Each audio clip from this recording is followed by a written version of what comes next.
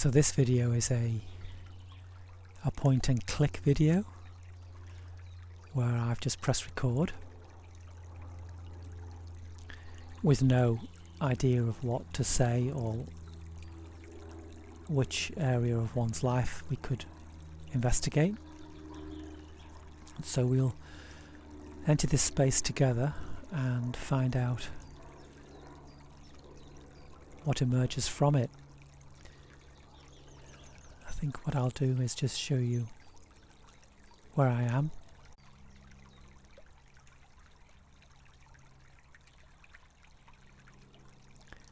And so you can get a sense of the environment that I am in at the moment.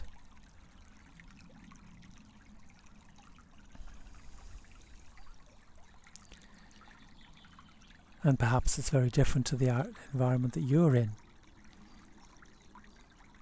And when I watch this back, I will be in a different environment.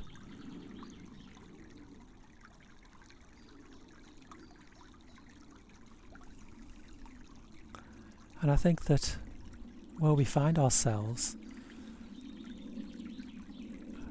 often has a big impact on how we feel.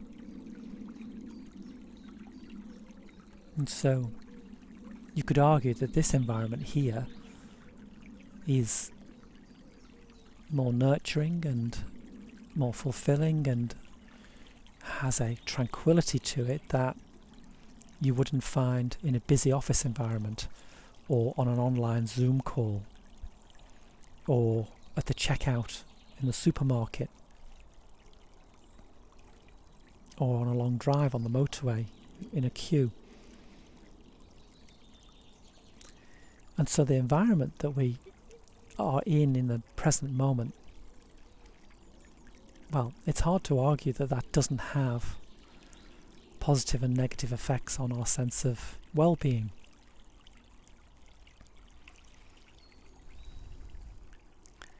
And this is why people want to change their environment from one that is perhaps deadening and life-draining and anxiety-producing, one that is full of pressures,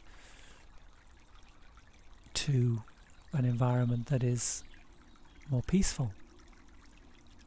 And this is why people go for walks in nature and take holidays or breaks.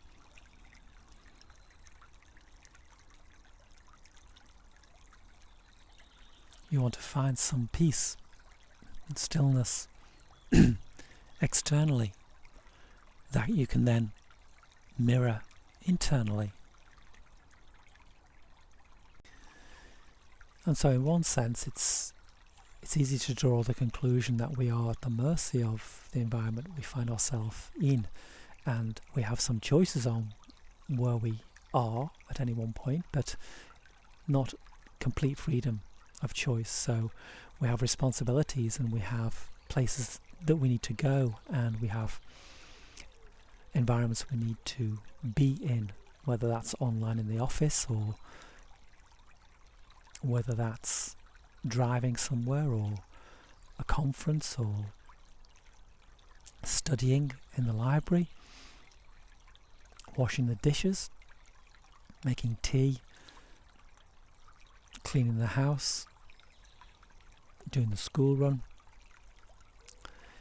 And these environments we enter because of the responsibilities that we have and the way our life unfolds before us. So often we have limited choices as to where we are. But sometimes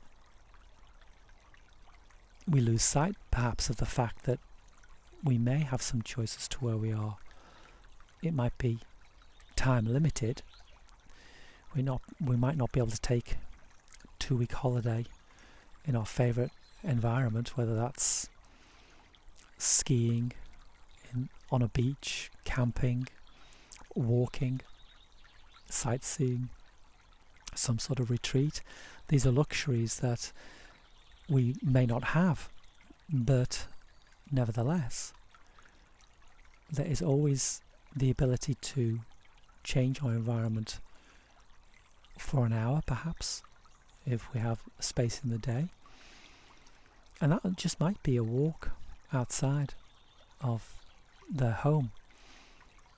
If we're lucky, we can find nature, we can find a stream, we can find trees and woodlands, or a beach or an estuary. These are places that we may have to plan for and go at certain times of the week, perhaps at weekends. But it's important that we enter these environments, the ones that we are drawn to, when we have the chance. There might be some effort and planning involved, but the benefits of finding that space can be bigger than one imagines, just to have that connection with nature, with the outdoors.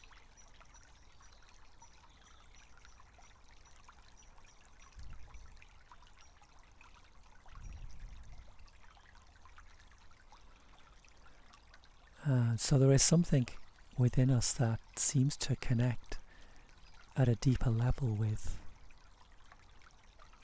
nature, that we are the poorer for if we don't have that connection, the ability to have that connection. If we spend all our time focusing on responsibilities and in environments that we wouldn't choose, then that can have a long-term negative effect on our well-being.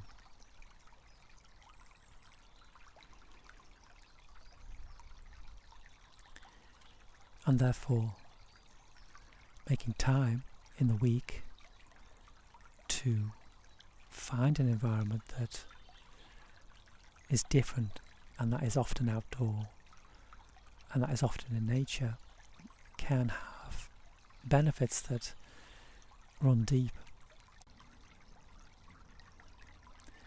And so make an effort to pick those environments that nourish you, because we don't just live in our heads. We are not just psychological entities. We are living, breathing human beings. We are creatures. We are biological organisms that benefit from being in environments that nourish us, and those environments often are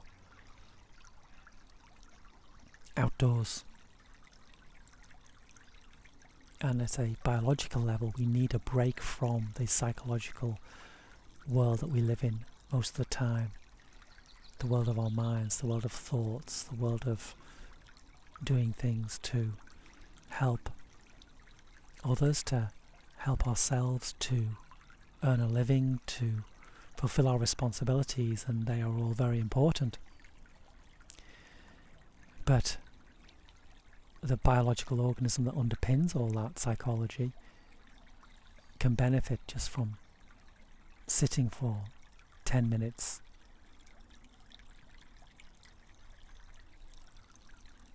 at the side of a river.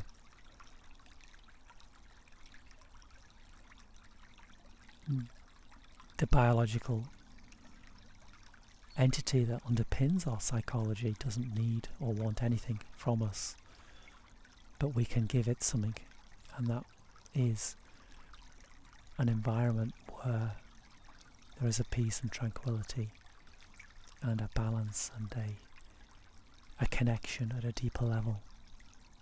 And so we put ourselves in environments whenever we can that can fulfill that. And we don't need to know what it is. We don't need to be aware of exactly what's happening. We just need to go there and spend some time. And then the benefits will happen without us being able to understand fully what's happened. But we will feel refreshed and invigorated once we've had that little top up of nature. The rest of our lives then can be more in harmony and balance, once we've found that place that can bring peace to our underlying physiology without the need for us to understand